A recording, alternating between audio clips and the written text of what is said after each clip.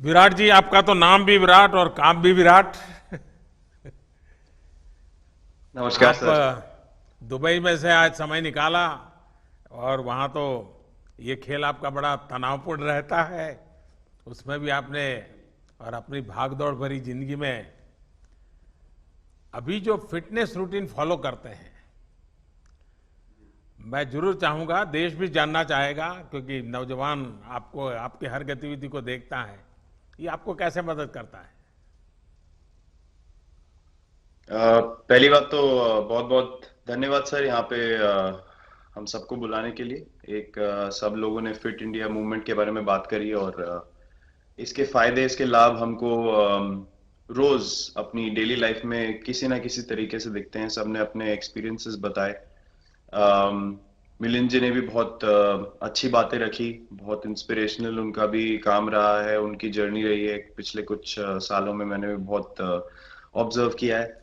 और मेरे खुद के एक्सपीरियंस में सर एक ट्रांजिशन एक्सपीरियंस करने को मिला मुझे कि जिस जिस पीढ़ी में हम खेलना शुरू हुए और जो उस समय खेल की हमारी डिमांड्स थी, वो बहुत तेजी से बदली एक समय के बाद।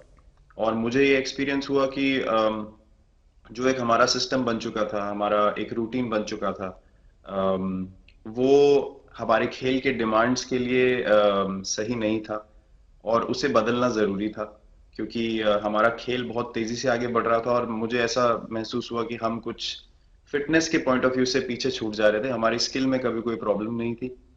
तो स्वामी जी ने भी बात रखी, आपने भी बात करी, मिलिंद जी ने भी पहले बताया। एक जो सेल्फ रियलाइजेशन की बात है कि आपको खुद से रियलाइज हो कि मुझे क्या बदलना है अपने अंदर। तो मुझे वो एक समय पे खुद भी एक्सपीरियंस हुआ कि नहीं, फिटनेस जो है वो प्रायोरिटी होनी चाहिए। और अगर मैं आपको ऑनेस्टली बताऊं तो पहले खेल को अच्छा करने के लिए फिटनेस मैंने शुरू करी, लेकिन आज अगर प्रैक्टिस मिस भी हो जाए तो मुझे इतना खराब नहीं लगता। लेकिन अगर फिटनेस सेशन मेरा मिस हो जाए या एक्टिविटी मिस हो जाए तो मुझे ज्यादा खराब लगता है। तो इसके फायदे जो हैं तो सर वो सबसे पहले आपको ये जो नया मंत्र जगा, तो दिल्ली के छोले भटूरे का ही बहुत दुखता हुआ होगा। बहुत ज्यादा सर। मतलब जो अभी हमने थोड़ी देर पहले बात करी कि हमारा जो नेटिव डाइट है, एक जिस रीजन से हम आते हैं उसका जो हम वो खाते हैं, उससे कभी मैंने कभी एक्सपीरियंस नहीं किया कि हेल्थ इश्यूज हुए हो या किसी को कोई बीमारियों का सामना करना पड़ा हो। मेरी खुद के एक्सपीरियंस में मेरी नानी, मैंने बहुत समय तक देखा, इतनी ज्यादा उम्र में भी उनकी हेल्थ हमेशा ठीक रही। हमेशा उन्होंने घर का सिंपल खाना खाया। तो मैं जब पला बड़ा तो शहरी खाना, मतलब बहुत ज्यादा बाहर का खाना होता था। खेलने कूदने जाते थे तो आते जाते बहुत सारी चीजें ऐसी खा ली कि जो हेल्थ पॉइंट ऑफ व्यू से अच्छी नहीं है। तो डाइट का भी एक बहुत बड़ा कंट्रीब्यूशन था, जो डिसिप्लिन नहीं था। तो वो फिटनेस, फिजिकल फिटनेस और डाइट दोनों चेंज करना पड़ा सर। उस उसकी वजह से ही चेंजेस आने शुरू हुए। और मैं इस चीज से इसलिए रिलेट कर पाता हूँ क्योंकि जैसे हमारे खेल में चेंजेस आए, आज की लाइफ की भी डिमांड्स बहुत ज्यादा हो गई हैं, बहुत हेक्टिक हो गई है लाइफ। तो अगर हम अपनी फिटनेस को उस पेस के साथ नहीं रखेंगे, सिंक में नहीं रखेंगे, तो हम पीछे छूटते चले जाएंगे। तो अगर हम लोग अपनी फिटनेस को नहीं इंप्रूव करते तो हमारे खेल में भी आज हम बहुत पीछे छूटते चले जाते।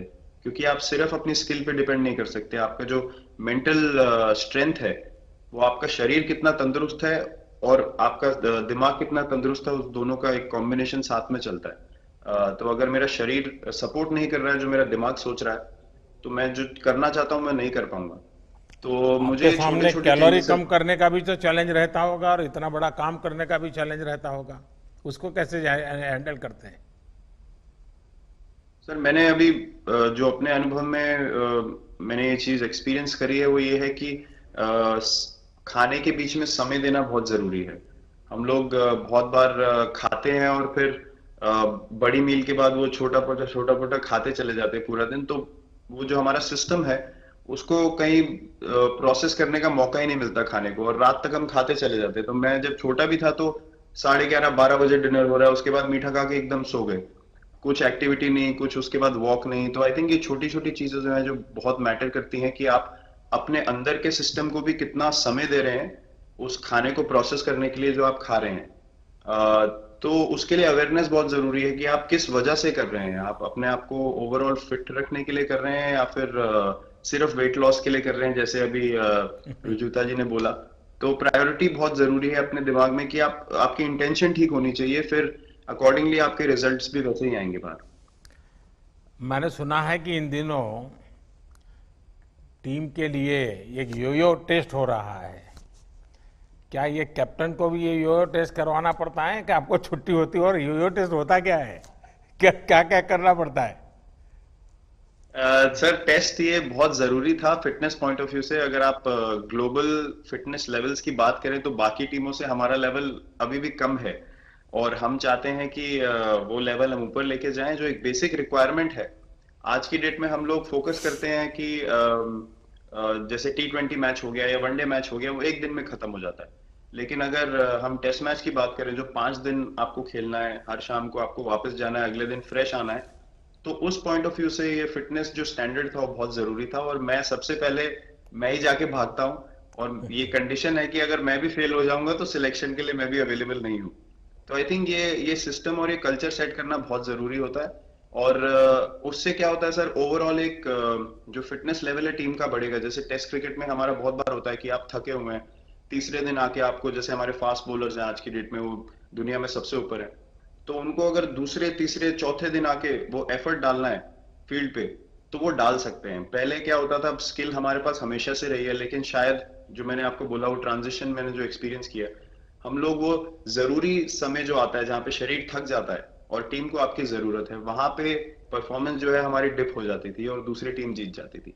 आज की डेट में हमारी फिटनेस की वजह से हम वो जरूरी समय में उस चीज को कैपिटलाइज कर पा रहे हैं और हमारे रिजल्ट्स उसी तरीके से आ रहे हैं। तो एक एक sir benchmark I think elite sports में होना जरूरी है, उससे एक फिटनेस विराट कल्चर जी, बना। मैं देख रहा हूं कि आपका टाइम मैनेजमेंट तो है ही है, लेकिन फिर भी आपकी एक्टिविटी इतनी नजर आती है ना, मैं भी कभी कभी फॉलो करता हूं।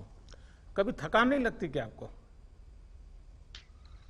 सर, थकान, अगर मैं ऑनेस्टली आपको बोलूं, थकान हर किसी को होती है। अगर आप फिजिकल एफर्ट करेंगे तो थकान होगी, लेकिन अगर आपका लाइफस्टाइल अच्छा है, अगर आप खा अच्छा रहे हैं, अगर आप फिटनेस रेगुलरली कर रहे हैं, आपकी रिकवरी अच्छी है, तो आपकी स्लीप अच्छी है, स्लीप पैटर्न्स अच्छे हैं, तो आपकी रिकवरी तेज होगी।